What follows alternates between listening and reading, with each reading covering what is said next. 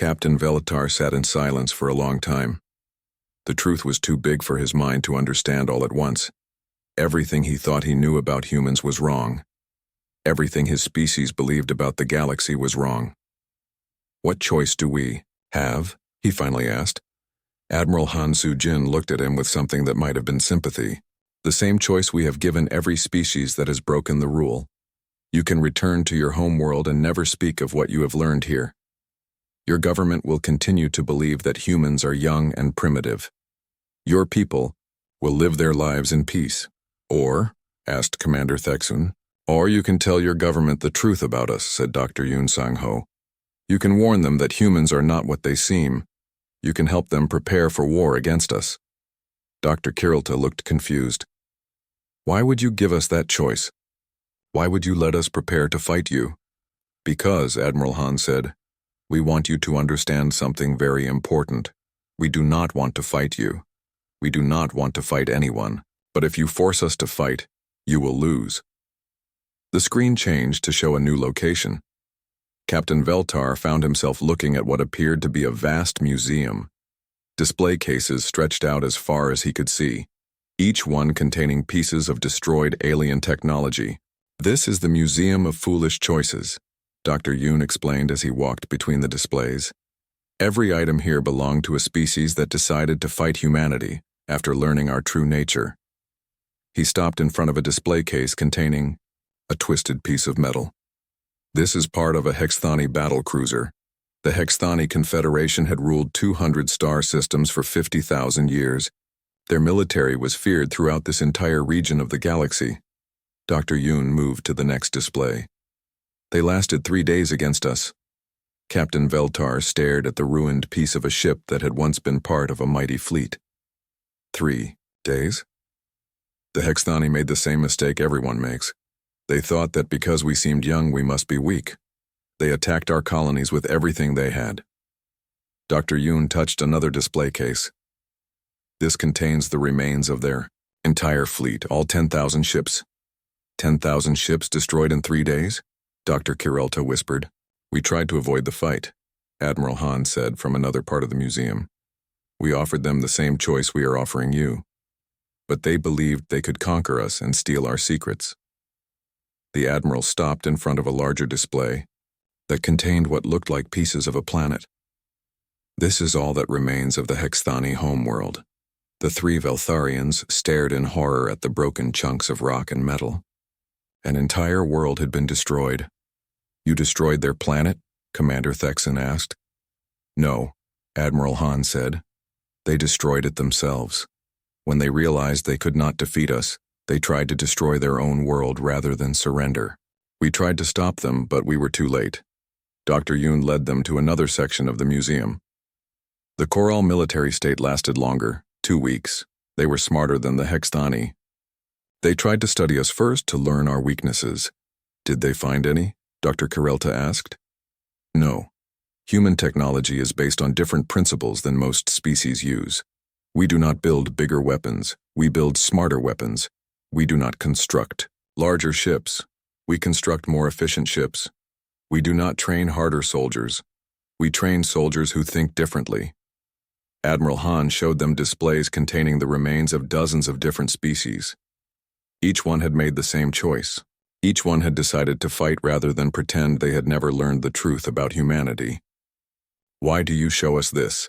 Captain Veltar asked. "Are you trying to frighten us?" "No," Dr. Yoon said. "We are trying to save you. Every species that has seen this museum has made the right choice. They returned home and kept our secret. Their civilizations still exist. Their people still live happy lives. But 12 species tried to study us over the past 1,000 years, Dr. Kirelta said. "You said that some chose war and some chose peace. What happened to the ones that chose peace?" "Admiral." Han smiled for the first time since their conversation began. "Would you like to meet them?" The screen changed again. Now they were looking at what appeared to be a beautiful garden world. Cities with elegant spires rose from green landscapes. Ships moved peacefully through the sky. "This is the Corellian homeworld," Admiral Han explained. The Corellians were the first species to break the rule 800 years ago. They chose to keep our secret. A new face appeared on the screen.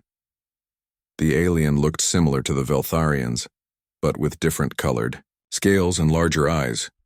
"Greetings," the alien said. "I am Ambassador Corthellan of the Corellian Republic. I was part of the first mission that studied humans. Like you, we learned that humans are not what they appear to be." "What did your government say when you returned?" asked Commander Thexan. "We told them that humans were exactly what they seemed, young, primitive, harmless. Our report was classified and forgotten. Our people continued to live normal lives." "But you knew the truth," Dr. Kirillta said. "Yes, and that knowledge has served us well. When other species planned to attack human colonies, we found ways to discourage them. When governments proposed studying humans, we reminded them of the old rule. We have been secret allies of humanity for 8 centuries. "And in return?" asked Captain Veltar. Ambassador Corthellan smiled. "Humanity has shared certain technologies with us, not weapons, but tools that have improved our lives. Our medicine is now centuries ahead of what it was. Our ships travel faster and more safely. Our computers solve problems we never could have solved alone." Dr. Yoon reappeared on the screen. 6 species have chosen to become our secret partners. They help us maintain the illusion that humans are young and weak. In return, we help them solve their greatest problems. "What if we choose differently?" Dr. Kirillta asked. "What if we go home and tell our government to prepare for war?" "Then we will be very sad," Admiral Han said. "But we will do what we must do to protect ourselves and our allies." The screen showed images of human fleets moving through space, thousands of ships, each one more advanced than anything in the Veltharian military. "Your homeworld has 14 billion people," Dr. Yoon said. "Your military has 50,000 ships. Your weapons are based on fusion technology that is 2,000 years old by human standards. If you choose war, the fight will last approximately 6 hours, Admiral Han added. "We have run the calculations many times." Captain Veltar closed his eyes and tried to think. His species had sent him to learn about humans. He had learned more than he ever wanted to know. "If we choose to keep your secret, what happens to our research? What do we tell our government?" "You will tell them that humans are exactly what they appear to be," Dr. Yoon said. "A young species with basic technology. Your report will recommend against further study because humans are too primitive to be interesting. And our crew will return home safely. This conversation will be classified at the highest levels. Only you 3 will know the truth." Dr. Kirillta looked at her captain. "What do we do?" Commander Thexan spoke first. "We keep their secret. I have seen enough death for one lifetime." Captain Veltar nodded slowly. "Dr. Kirillta?" The scientist was quiet for a long time. Finally, she sighed. "I became a researcher to learn about the universe. Today I learned that the universe is more dangerous than I ever imagined. Yes, I agree. We keep the secret." Admiral Han smiled with obvious relief. "A wise choice. Your ship will be escorted to the edge of human space. Your journey home will be safe and swift." "What about our research data?" Dr. Kirillta asked. "Will be replaced with false information that supports your cover story," Dr. Yoon said. "Your computers will show that humans are primitive and harmless." As the conversation ended, Captain Veltar felt a strange mixture of relief and sadness. He had wanted to solve the galaxy's greatest mystery. Instead, he had learned why some mysteries should remain unsolved. The silent observer began its journey home, escorted by human ships that remained invisible to Veltharian sensors. Captain Veltar filed his report exactly as the humans had instructed. Dr. Kirillta published research papers proving that humans were not worth studying. Commander Thexan recommended against any future contact with the human species. The galaxy's oldest rule remained in effect. Most species continued to believe that humans were young and harmless. The few species that knew the truth helped maintain the illusion. And in a remote monitoring station at the edge of human space, technician Oh Min-seo noted the arrival of a new alien research vessel. She smiled as she began preparations for another educational experience. The rule would be broken again. It always was. But each time it was broken, humanity gained new allies who understood why the rule existed. Each time, the galaxy became a little bit safer for everyone. The hunt continued, but humanity was always the hunter, never the prey.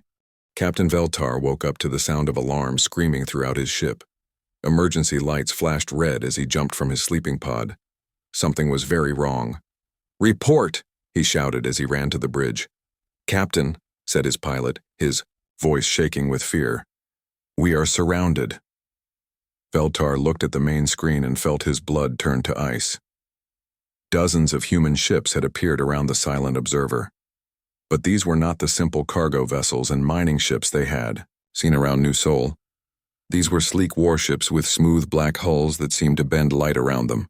"How did they get so close without our sensors detecting them?" Veltar demanded. "I do not know, Captain, they just appeared. One moment space was empty, the next moment they were there." Dr. Kirilta stumbled onto the bridge, still wearing her sleeping clothes. "Captain, this is impossible. Our sensors show that the human colony has only basic technology. They cannot possibly have ships like these." Before Veltar could answer, the main screen changed. A human face appeared, looking directly at them. The human was a woman with short black hair and calm dark eyes. She wore a military uniform that looked far more advanced than anything they had seen humans use. "I am Admiral Han Sujin of the Earth Defense Force," the woman said. She spoke perfect Veltharian without any accent. "You are Captain Veltar of the research vessel Silent Observer. You have been under our observation for 47 days, 12 hours, and 33 minutes. Veltar's forearms shook as he stared at the screen. "How do you know our language?" "We know many things about your species, Captain," Admiral Han said. "We have been monitoring your civilization for the past 150 years. We know about your government, your technology, your military forces, and your plans." "That is impossible," Dr. Kirilta said. "Humans have only been in space for 300 years. You could not have reached our home system." The Admiral smiled. It was not a cruel smile, but it was not friendly either. "Dr. Kirilta, you have made the same mistake that 12 other species have made before you. You assume that what you can see is all that exists." Commander Thexun appeared on the bridge, his scales now bright red with fear. "Captain, our computers have been completely infiltrated. The humans have access to all our files, including your personal diary entries," said Admiral Han. "Commander Thexun, you were correct to be worried. You sensed that something was wrong, but your captain and Dr. Kirilta ignored your warnings." The screen split to show another human. This one was an older man with gray hair and kind eyes. "I am Dr. Yoon Sang-ho, Director of Xenopsychology for the Human Alliance. I specialize in studying species that try to study us." "We are the ones being studied?" Dr. Kirilta asked weakly. "You have been our test subjects from the moment you entered our space," Dr. Yoon said. "We wanted to understand how your species thinks, how you make decisions, and how you would react when you learned the truth." Captain Veltar felt his legs giving out. He sat down heavily in his command chair. "The humans on the colony, their primitive technology, their failed equipment. All performance," said Admiral Han. "Lee Daeho is one of our best engineers. While he pretended to struggle with simple repairs, he was mapping your ship's internal structure using gravitational resonance sensors." The screen changed to show the human they had watched working on the orbital platforms. But now he wore a military uniform and stood in what looked like an advanced command center. "Hello, Captain," Lee Daeho said. "I hope you enjoyed watching me work. While you were observing me, I was observing you. I know everything about your ship, including the fact that your weapons are offline and your engines are running at only 30% power. Park Sun-mi broke your communication codes on the second day of observation," Admiral Han continued. "She has been reading every message you sent to your home world." The communications officer appeared on screen next. "I particularly enjoyed the report where you called us primitive. While you wrote that report, I was successfully hacking into your homeworld's defense networks." Dr. Kirilta collapsed into a chair. "Our defense networks? But that would require technology that is centuries ahead of what we possess." Exactly, said Dr. Yoon. Now you are beginning to understand. Kim Jae-wook appeared on the screen. I am not just a colonial administrator. I am a strategic intelligence officer. While you watched our colony, I coordinated with 47 other human settlements to study Veltharian operations throughout the galaxy. And I, said Choi Hye-jin as she appeared next, am a fleet commander. What you saw as simple security guards were actually special forces soldiers using equipment designed to look primitive. Captain Veltar could barely speak.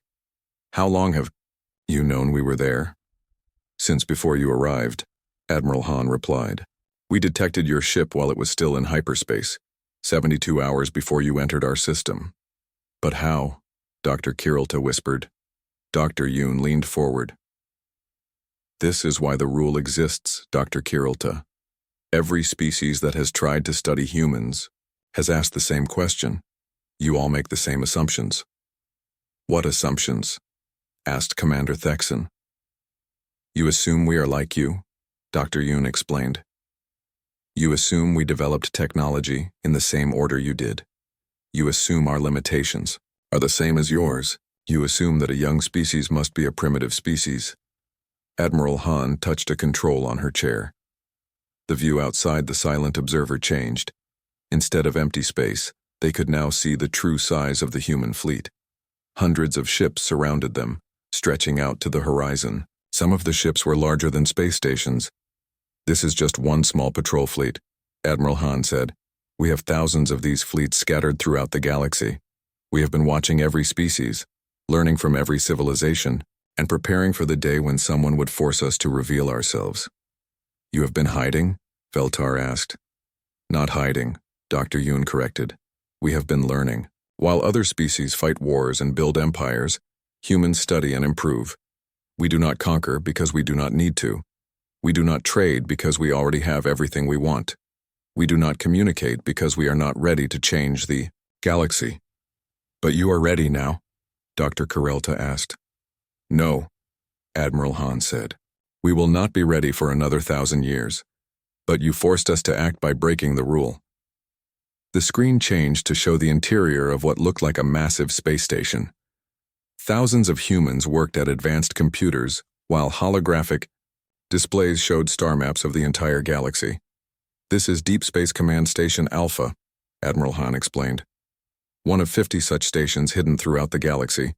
We have been monitoring every species, every government, and every military force for the past 2 centuries. Including your species, Dr. Yoon added. We know that your homeworld is planning to send more research ships to study humans. We know about your military alliance with the Rexthani Empire. We know about your secret weapons research. Commander Thexan stared at the screen in shock. That information is classified at the highest levels of our government. Not from us, Dr. Yoon said. We know everything.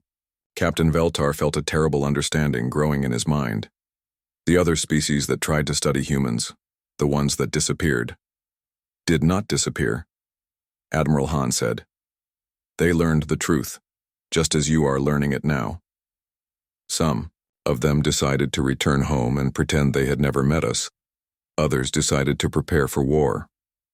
What happened to the ones that prepared for war? Dr. Kirilta asked, though she was afraid of the answer. They learned why it is a mistake to threaten humanity, Admiral Han said. We do not start wars, Dr. Kirilta, but we always finish them. The screen showed images of dead worlds and destroyed, fleets floating in space.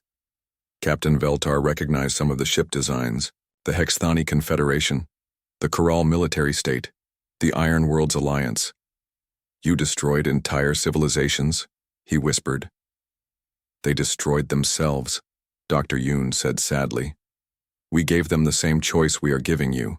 They chose war. Admiral, Han looked directly at Captain Veltar. Now you must choose. 3 weeks had passed since the humans discovered they were being watched. The Veltharian ship continued to hide in the asteroid field, believing they were completely invisible to human sensors. Dr. Kirelta felt more confident with each passing day. Captain, the humans are even more primitive than we first thought, she said as she reviewed her latest observations. Yesterday, their orbital platform lost power for 6 hours. The human worker could not find the problem. He had to call for help 3 times. Captain Veltar nodded as he looked at the recordings. Their technology seems to break down constantly. How did they ever manage to defeat the Caraxians? Perhaps they won through luck, Dr. Kirilda suggested. Or maybe the Caraxians were weaker than we thought. What they did not know was that Lee Daeho had been putting on a show for them. The power failure was fake. While he pretended to struggle with simple repairs, his real work was much more complex. He had been using advanced gravitational sensors to map every detail of their hidden ship. "Computer, show me the alien vessel's internal structure," Lee said quietly into his private communicator. A 3-dimensional image appeared in his helmet display. The ship was 800 meters long with 5 main decks. Lee could see where the engines were located, where the crew lived, and where their weapons were stored. He even knew how many aliens were on board. 43 crew members, he whispered. Interesting. Down on the planet, Park Sunmi had made even greater progress. She had completely broken the alien encryption code 2 weeks ago. Now she could read every message they sent back to their homeworld. Report 15, she read from her screen. Human subjects continue to display limited technological ability. No signs of advanced sensors or weapons. Colony appears defenseless. Recommend continuing observation for 3 more months. Sunmi smiled as she prepared her response. She had been carefully changing the colony's electronic records to support the aliens' beliefs. Food production reports showed impossible inefficiencies. Power consumption data suggested failing equipment. Even the weather monitoring station seemed to be giving wrong readings. But her real work was much more important. She had been tracking the alien ship's communications to find their homeworld. The signals took 7 days to reach their destination. By calculating the signal strength and direction, she had found the location of the Veltharian home system. "Found you," she said quietly. In the administration building, Kim Jae-wook coordinated with other human colonies throughout the galaxy. His quantum communication system, hidden inside the weather station, connected him to dozens of human settlements. "New Busan colony reporting," came a voice from 400 light-years away. "We have detected Veltharian observers in our system. They arrived 3 days ago." "New Incheon colony here," said another voice. "Veltharian ships spotted near our outer planets. They seem to be following the same pattern you described." Kim was not surprised. The aliens were not just studying New Sol, they were watching multiple human worlds at the same time. This was a large-scale intelligence operation. "How many colonies are reporting Veltharian contact?" he asked. 7 so far, came the reply. All of them following the same observation pattern. They stay hidden and record human activities. Kim smiled grimly. "Activate Protocol 7 at all locations. Make sure the Veltharians see exactly what we want them to see." At the defense headquarters, Choi Hee-jin was preparing for what would come next. Her security patrols walked around the colony carrying basic weapons and looking like simple guards. But underground, her real forces were getting ready for action. "Status. Report," she said into her secure communicator. "Underground bunker is fully operational," came the reply. "Advanced weapon systems are online but hidden. Stealth fighters are fueled and ready. All personnel are at combat readiness." "Excellent. How long until the fleet arrives?" "Earth Command." "Estimate 6 more days." Hee-jin nodded. The human fleet was still traveling through hyperspace, but they would arrive soon. When they did, the Veltharians would get the surprise of their lives. "Make sure the aliens see only what they expect to see," she ordered. "Keep all advanced equipment hidden until the fleet arrives." Above the planet, the Veltharian crew continued their observations. They had no idea that every move they made was being carefully monitored by human sensors. They did not know that their ship's position was known to the exact meter. They had no clue that their communications were being read by human intelligence. Commander Theksun was the only one who seemed worried. "Captain, I have been reviewing our sensor logs. Some of the patterns seem strange." "What do you mean?" asked Captain Veltar. "The humans make many mistakes, but they always make exactly the right mistakes. Their equipment fails. but it always fails in ways that do not cause real problems. Their workers struggle with repairs, but the repairs always get finished eventually. Dr. Kirelta made a sound of annoyance. Commander, you are seeing patterns that do not exist. Primitive species often have inconsistent technology. Their equipment fails because they do not maintain it properly. But why do their communication systems work perfectly when they need to call for help? Thexan asked. Why do their power systems fail during the day when backup systems can handle the load, but never at night when failures would be dangerous? Coincidence, said Dr. Kirelta. Maybe, said Thexan. But I think we should be more careful. Captain Veltar was getting tired of the commander's worries. Thexan, if you are so concerned, you can return to our home world. Dr. Kirelta and I will continue the mission. No, Captain. My duty is to stay with the ship. But I recommend we move farther away from the human world.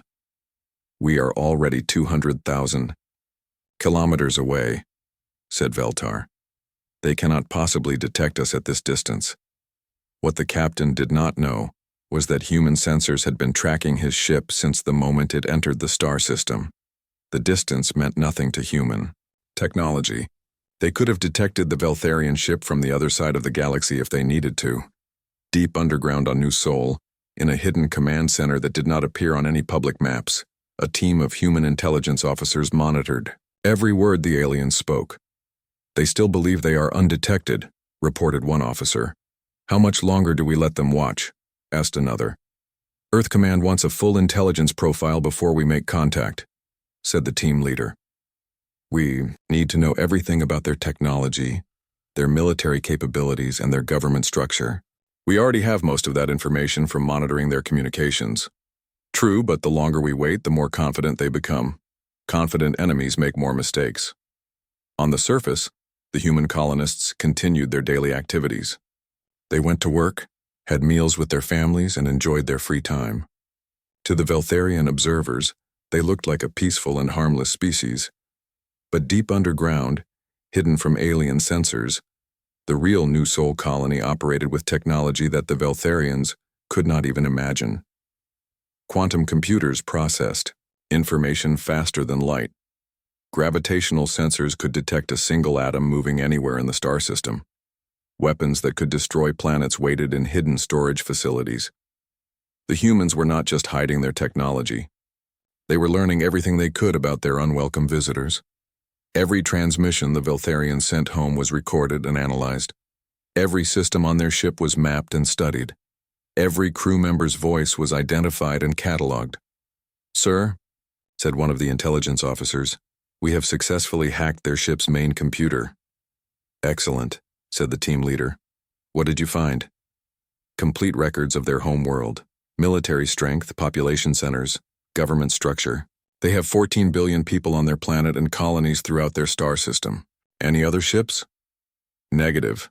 This appears to be their only deep space vessel. They are not a major military power. The team leader nodded. That explains why they are so interested in human military capabilities. They want to know how we defeated species that they could never fight. What do we do with this information? We wait for the fleet. When our ships arrive, we will teach the Veltharians why the galaxy has a rule about studying humans. In space, the silent observer continued its quiet watch over New Sol. Dr. Kirelta compiled her reports about human primitiveness.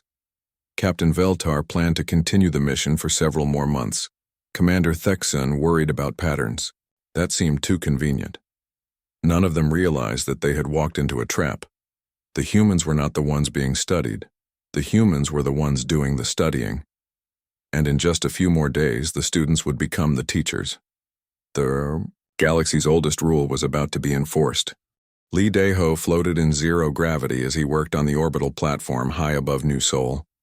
His tools moved smoothly in his hands as he fixed the power cables. He had been doing this job for 3 years, but today felt different. His instruments were showing strange readings. Computer, run another scan, he said into his helmet microphone. The computer's voice was calm and pleasant. Scan complete. Energy signature detected. Source unknown. Pattern suggests artificial origin. Lee stopped working and looked at his scanner screen. The energy readings were very weak, but they were definitely there. Something was using power nearby, but his sensors could not find what it was. The readings seemed to come from empty space. Interesting, he said to himself. Down on the planet's surface, Park Sunmi sat in the communications center. Dozens of screens glowed around her as she monitored radio signals from across the star system. Her job was to keep track of all the ships and stations in the area. It was usually quiet work, but for the past 2 weeks she had been picking up strange transmissions. They were very short and came from the outer edge of the system. The signals were encrypted with a code she had never seen before. Each transmission lasted only a few seconds, but they came every few hours. Sunmi had tried to decode the signals using the colony's computers. The patterns were complex, but she was starting to see some structure in them. The signals seemed to be discussing the colony itself. She had found references to human population numbers and work schedules. "Someone is watching us," she whispered. In the Colonial Administration Building, Kim Jae-wook reviewed the daily reports from all over New Seoul. As the colony's administrator, he needed to know everything that happened on the planet. He had been a soldier before taking this job, and his military training had taught him to notice when things were not normal. 3 different departments had reported unusual activity in the past month. The orbital platforms detected unknown energy sources. The communications center picked up mysterious signals. The mining teams found equipment that had been moved during the night, but no one admitted to moving it. Jae-wook pulled up a map of the star system on his computer. He marked all the locations where strange things had happened. When he connected the dots, they formed a pattern. Someone was studying the colony very carefully. "We have visitors," he said quietly. At the colony's defense headquarters, Choi Hye-jin studied the data from the asteroid field around New Seoul. Her job was to protect the colony from any threats. The defense force was small, but they were well trained. Most people thought they were just security guards, but Hye-jin and her team were much more than that. Her sensors had detected movement in the asteroid field that did not make sense. Large objects had been moving between the asteroids, but they did not show up on normal scans. Whatever was out there was using very advanced stealth technology. Hye-jin opened a secure communication channel to the colony's other department heads. "This is Defense Command. We need to meet. Priority Alpha." Within an hour, all 4 of them were sitting in a secret room deep under the colony's main building. The room was protected against all forms of electronic monitoring. No one outside could hear what they said. "Report," said Jae-wook. Lee Dae-ho spoke first. "Energy readings in orbital space. Something is using power out there, but our sensors cannot see it directly. The readings suggest a large ship or station." Sunmi nodded.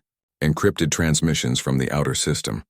Someone is sending detailed reports about our colony. Population, work schedules, daily activities." Hye-jin added, "Movement in the asteroid field. Large objects using stealth technology. They are positioned to watch our planet from multiple angles." Jae-wook leaned back in his chair. "How long has this been going on?"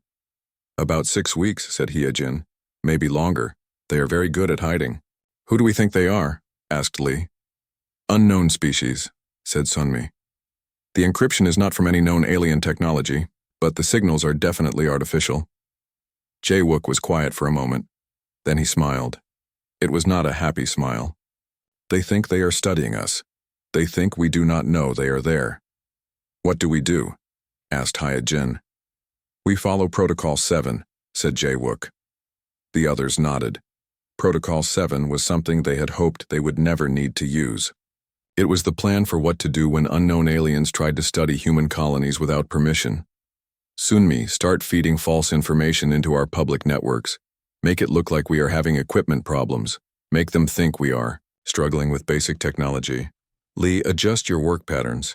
Act like you are having trouble with repairs that should be easy. Let them think human engineering is primitive. Hye-jin, have your people act like a simple security force. Hide all our real weapons. Make them think we only have basic defenses." "What about you?" asked Lee. "I will contact Earth. We need to tell them that someone has broken the rule." After the meeting, each of them returned to their regular duties. But now they had a new job.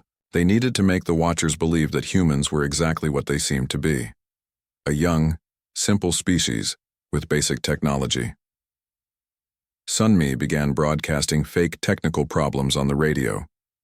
She made it sound like the colony's computers were failing and the humans could not fix them. Lee started working much more slowly on the orbital platforms. He pretended to have trouble with repairs that he could normally finish in minutes. He acted confused by technology that he understood perfectly. Hyejin ordered her security teams to carry only basic weapons when they were outside. She hid the colony's real defenses underground where the Watchers could not see them. Jae-wook sent a message to Earth using a quantum communication system that was hidden inside the colony's weather monitoring station. The message was simple. Rule violation confirmed. Unknown species studying new Sol colony. Initiating Protocol 7. Request backup.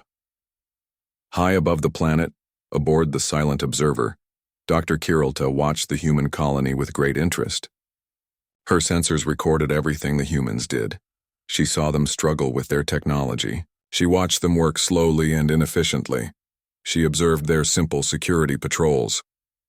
Fascinating, she said to Captain Veltar. They are exactly what we expected, a primitive species that relies on basic technology. I do not understand why the Council fears them. Perhaps the rule exists to protect them from us, said Veltar. Maybe the Council thinks advanced species would harm them if we learned too much about them. Dr. Kirilta agreed. That makes sense. They seem so helpless. Their computers fail constantly. Their workers cannot repair simple equipment. Their security force has only basic weapons. Neither of them realized that every action they had observed was carefully planned. The humans were not struggling with their technology. They were not helpless. They were not primitive. They were acting. And while the Veltharians watched the performance, the real human colony operated hidden networks that the aliens could not detect. Deep underground, powerful, computers tracked every movement the Silent Observer made. Advanced sensors mapped the alien ship's structure. Quantum communicators sent detailed reports to human space. The Veltharians thought they were studying humans. But the truth was much more frightening. The humans had detected them the moment they entered the star system. Now the humans were studying them. The galaxy's oldest rule existed for a very good reason. The Veltharians were about to learn what that reason was. The ship moved through space like a ghost. Its long, curved body glowed with soft blue light that pulsed like a heartbeat. Inside the Silent Observer, Captain Veltar stood looking out at the stars. His forearms moved as he worked on different control panels at once. His large black eyes reflected the starlight. "Captain," said Dr. Kirilta as she walked up behind him. Her voice was soft but excited. "The final reports are ready. We can begin the mission." Veltar turned to look at her. Dr. Kirilta was the best scientist on their homeworld. She had studied aliens for most of her life. But she had never studied humans before. No one had. Not for very long anyway. "Show me the files again," Veltar said. Dr. Kirilta touched a wall panel. The air in front of them filled with glowing words and pictures. The ancient records from the Galactic Council appeared. The warning was written in bright red letters that seemed to burn in the air. Warning: do not study the human species. Do not watch them for long periods. Do not try to, learn their secrets. Species that break this rule will be removed from the galactic community. This rule is 5,000 years old, Dr. Kirilta said. But no one knows why it exists. The Council keeps the reasons secret. "Maybe there is no good reason," said Veltar. "Maybe it is just fear." Commander Thexan walked over to them. His scales were dark red, which meant he was worried. "Captain, I must speak against this mission. The rule exists for a purpose. Our people have been part of the galactic community for 2 million years. We should not risk that." Veltar waved one of his hands. "The humans are young. They only reached space 300 years ago. What could they possibly do to us?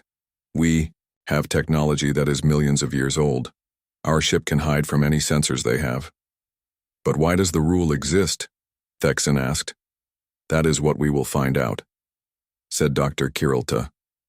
Her eyes glowed brighter. Think about what we could learn. Humans appeared from nowhere. In just 3 centuries, they have built colonies on dozens of worlds. They have fought wars with species that are much older than them, and they won those wars. Veltar nodded. The Caraxians had been warriors for 50,000 years. The humans beat them in less than 10 years. The Zelthari Empire controlled 100 star systems. The humans made them surrender in 5 years. Exactly, Dr. Kirilta said. How did they do it? What makes them so different? The Council forbids anyone from finding out. But we could be the first to learn their secrets. The captain looked at the warning again. He had read it many times over the past few months. Every time he read it, he became more curious. Why were the humans so special? What were they hiding? Dr. Kirilta, how long will the study take? He asked. 6 months, maybe less. We will watch one of their colony worlds. We will record everything they do, how they work, how they fight, how they think. When we return home, we will know more about humans than anyone else in the galaxy. Thexan shook his head. Captain, please think about this. 12 species have tried to study humans in the past 1,000 years. All 12 were expelled from the galactic community. 3 of those species disappeared completely. No one knows what happened to them. Disappeared? Veltar asked. Their homeworlds went silent.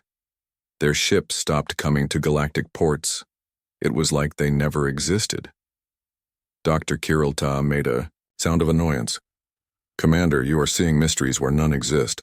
Those species probably left the galaxy. Or maybe they decided to avoid other species. There could be many explanations.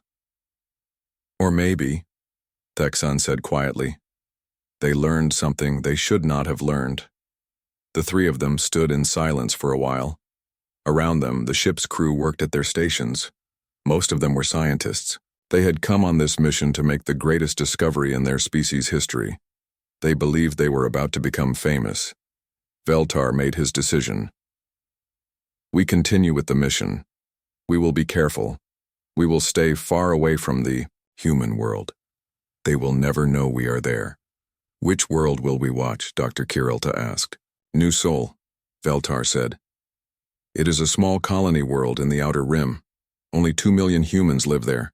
They mine metals and grow food. It should be a quiet place to study them. Dr. Kirilta smiled. Her species did not smile the same way. Humans did, but the meaning was the same. Perfect. A small world with simple people. We will learn everything about human daily life. Thexan looked unhappy, but he said nothing more. As the military advisor, his job was to give advice. The captain had heard his advice and chose to ignore it. Now Thexan could only hope they would all survive what was coming. Set course for the New Sol system, Veltar ordered.